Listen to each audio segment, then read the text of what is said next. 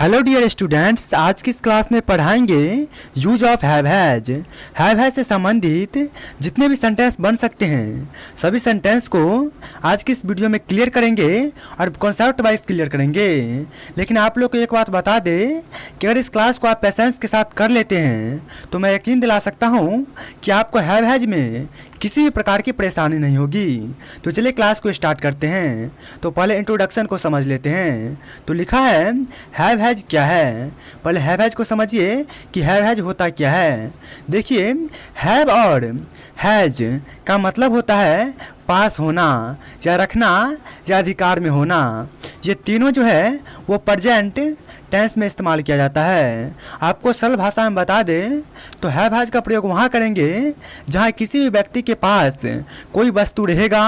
यानी मेरे पास एक कलम है, मैं एक कलम रखता हूँ या मैं खा लिया हूँ, इस तरह से भी हैव का प्रयोग होता है। लेकिन आपको अभी याद रखना है कि पास होना चाहिए या कोई रखता है, पास है रखता है, ऐसा आपको समझ के चलना है। तो चलिए आगे बढ़ते हैं।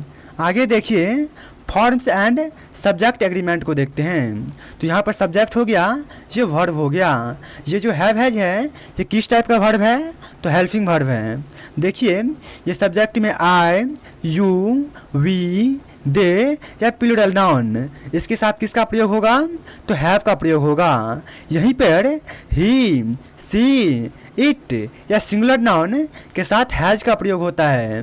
सब्जेक्ट क्या क्या होता है तो आप लोग को सब्जेक्ट के बारे में बता दें तो सब्जेक्ट का मतलब होता है कर्ता, जिसे इंग्लिश से हिंदी में कर्ता कहते हैं और इंग्लिश में उसी को सब्जेक्ट कहा जाता है। तो सब्जेक्ट बता दें तो I, we, you, he, she, it, ये सभी जो है सब्जेक्ट हैं। चलिए आगे समझते हैं। आगे थोड़ा हिंदी में समझ लीजिए। आगे है आई, यू, वी, दे या बच्चे, लोग, इन सभी के साथ हैव का प्रयोग किया जाता है क्योंकि बच्चे जो है वो प्लूरल नाउन है और लोग जो है ये भी प्लूरल नाउन है। तो चलिए आगे देखते हैं। जैसे एग्जांपल दिया हुआ है, मेरे पास की एक किताब है, मेरे पास एक किताब है, तो इसको बनाएंगे आई हैव अ बुक। वहीं पे देखिए ही, सी, इट या राम यानी किसी का नाम, सीता या बच्चा सिंगुलर नाउन हो तो इसके साथ हैज का प्रयोग किया जाता है। यहाँ पे आप बच्चे को समझ लीजिए। बच्चे जो है ना उसे एक से अधिक बच्चा को बच्चे कहा जाता है, इसलिए बच्चे के साथ हैव का प्रयोग होता है क्योंकि बच्चे प्लूरल नाउन है। वहीं पे बच्चा एक सिंगुलर नाउन है और इसके साथ हमेशा हैज का प्रयोग होगा। तो उसके पास एक कार है, एक कार है, सिंगुलर का बात कर रहा है तो ही हैज अ कार। चलिए आगे बढ़ते हैं। आगे है एसेटिव सेंटेंस। यहाँ से सब्जेक्ट को कैसे फॉर्म किया जाता है, यहाँ पर स्ट्रक्चर वाइज सभी को समझिए अच्छा तरीका से। तो यहाँ पर देख लीजिए, स्ट्रक्चर है subject plus has plus object. इसको पहले सब्जेक्ट को रखना है, उसमें से हैव या हैज में से किसी एक को रखना है, जो डिपेंड करेगा कि आपका सब्जेक्ट क्या है। उसके बाद ऑब्जेक्ट को रखना है। तो सब्जेक्ट क्या होता है आप लोग को बता दिए कि I, we, you, he, she, it या किसी व्यक्ति के नाम, ये सभी सब्जेक्ट हैं। और हैव हैज जो है ये क्या है? ये एक हेल्पिंग वर्ब है। आगे देखिए, मेरे पास 2 पेन है, तो इसको बनाएंगे मेरे, इसको इंग्लिश में क्या कहते हैं? आई के साथ किसका प्रयोग होता है? हैव का। तो आई हैव 2 पेन यानी 2 पेन्स। चलिए आगे देखते हैं। उसके पास एक मोबाइल है, तो सी हैज अ मोबाइल। यहाँ पर उसके पास एक मोबाइल है ना, यहाँ पर ही का प्रयोग भी हो सकता है। अगर लड़का के लिए बात करें तो यहाँ पर लड़की के लिए बात किया गया है, इसलिए सी का प्रयोग किए हैं। तो यहाँ पर कुछ सेंटेंस को आप समझिए। जैसे मेरे पास कलम है, आई हैव अ पेन। मेरे पास किताब है, आई हैव अ बुक। मेरे पास मोबाइल है, आई हैव अ मोबाइल। आपके पास लैपटॉप है, you have a laptop. Mohan के पास बहुत सारे किताबें हैं, तो मोहन यहाँ पर हैव लगेगा। Mohan have a lot of book या मोहन हैव बुक्स लिख सकते हैं। तो आगे देखते हैं। आगे देखिए, आगे है निगेटिव सेंटेंस। निगेटिव सेंटेंस यानी नकारात्मक वाक्य। इसका स्ट्रक्चर है, सबसे पहले सब्जेक्ट को रखना है, उसमें से डू या डज को रखना है, उसके बाद नॉट रखना है, उसके बाद हैव रखना है, उसके बाद ऑब्जेक्ट को रखना है। तो चलिए समझते हैं। यहाँ पर देख लीजिए, मेरे पास समय नहीं है, तो इसको बनाएंगे आई के साथ डू का प्रयोग करेंगे और वी के साथ डू का प्रयोग करेंगे। तो आई do not have time, I do not have time. चलिए आगे देखते हैं। आगे है उसके पास किताब नहीं है, यानी उसके पास किताब नहीं है। He doesn't have a book, यानी he does not have a book.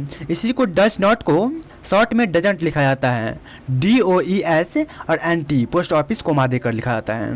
यहाँ पर आज क्वेश्चन को समझ लीजिए थोड़ा और क्वेश्चन को। तो देखिए, मेरे पास समय नहीं है, आई डू नॉट हैव टाइम, इस तरह से बना सकते हैं, या आई हैव नॉट टाइम, इस तरीक़ा से भी बना सकते हैं। मेरे पास कलम नहीं है, आई हैव नो पेन, या आई डोंट हैव पेन, या I do not have pen, इस तरीक़ा से भी बना सकते हैं। तो चलिए अब इंट्रोगेटिव सेंटेंस को देखते हैं। तो आगे है इंट्रोगेटिव सेंटेंस, जिसका हिंदी नाम होता है प्रश्नवाचक वाक्य। इसका स्ट्रक्चर का बात कर ले तो इसका स्ट्रक्चर में है do does plus subject plus have plus object. तो यहाँ पर देखिए, सबसे पहले क्या करना है, डू डज को रखना है ये सब्जेक्ट के अनुसार, उसके बाद सब्जेक्ट को रखना है, उसके बाद हैव हैज में से किसी एक को रखना है, यानी हैव को रखना है हेल्पिंग वर्ब के रूप में, और उसके बाद ऑब्जेक्ट को रखना है। यहीं पर देख लीजिए, क्या तुम्हारे पास समय है, डू यू हैव टाइम। क्या उसके पास पेन है, does she have a pen. क्या मोहन के पास बुक है, यानी किताब है। तो इसका कैसे बनाएंगे, तो does Mohan have a book. चलिए आगे देखते हैं। आगे है interrogative plus negative. Interrogative plus negative, यहाँ पे क्वेश्चन भी करेगा और नहीं भी लगा रहेगा। तो इसका स्ट्रक्चर देख लीजिए।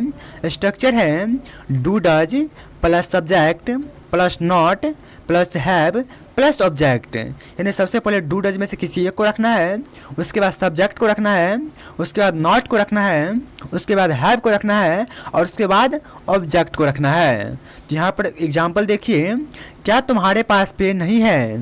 तो इसको बनाएंगे, डू डज में से किसको रखना है, डू को रखना है। क्यों डू को रखना है, क्योंकि सब्जेक्ट तुम्हारे है, जिसको इंग्लिश में यू कहते हैं, और यू के साथ डू का प्रयोग होता है।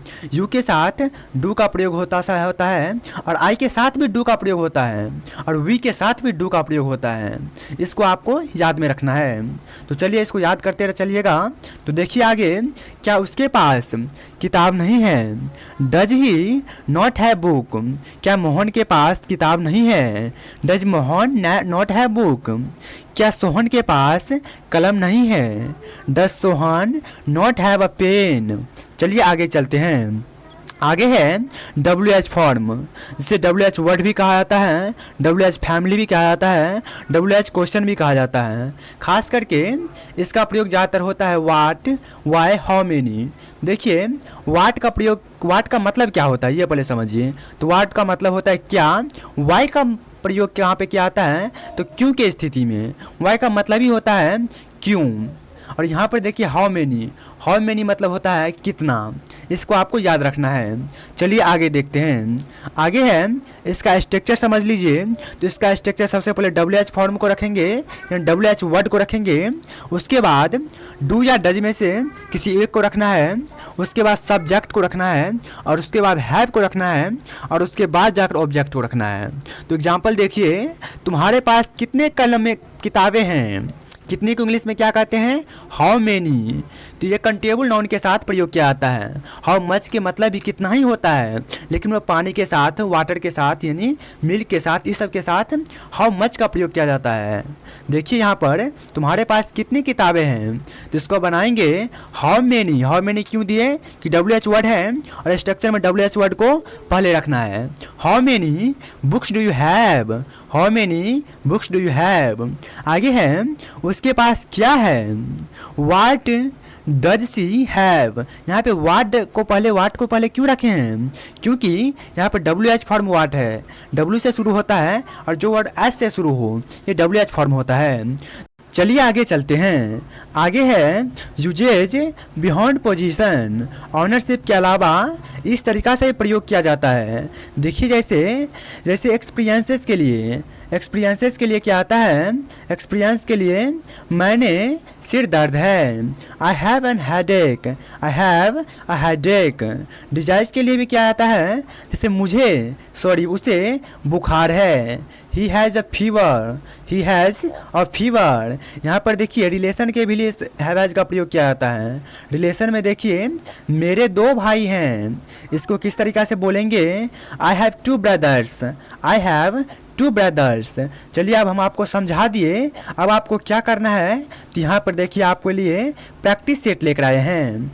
आप इन चारों क्वेश्चन को कहाँ पे बनाएंगे? तो कमेंट बॉक्स में, जिसमें पहला क्वेश्चन है मेरे पास एक साइकिल है, वहीं पे दूसरा क्वेश्चन है क्या तुम्हारे पास मोबाइल है, वहीं पे तीसरा क्वेश्चन है उसके पास पैसे नहीं हैं, वहीं पे चौथा क्वेश्चन है वे कितनी गाड़ियाँ रखती हैं, यानी वो कितनी गाड़ियाँ रखते हैं। इन सभी क्वेश्चन को, इन सभी वाक्य को आप इंग्लिश में ट्रांसलेट करेंगे हैव हैज़ का प्रयोग करके और कमेंट बॉक्स में करेंगे।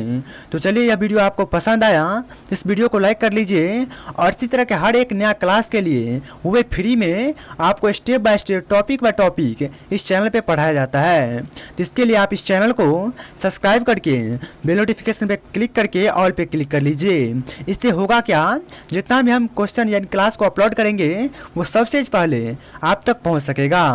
तो थैंक्स फॉर वॉचिंग, मिलते हैं नए वीडियो में नेक्स्ट टॉपिक के साथ।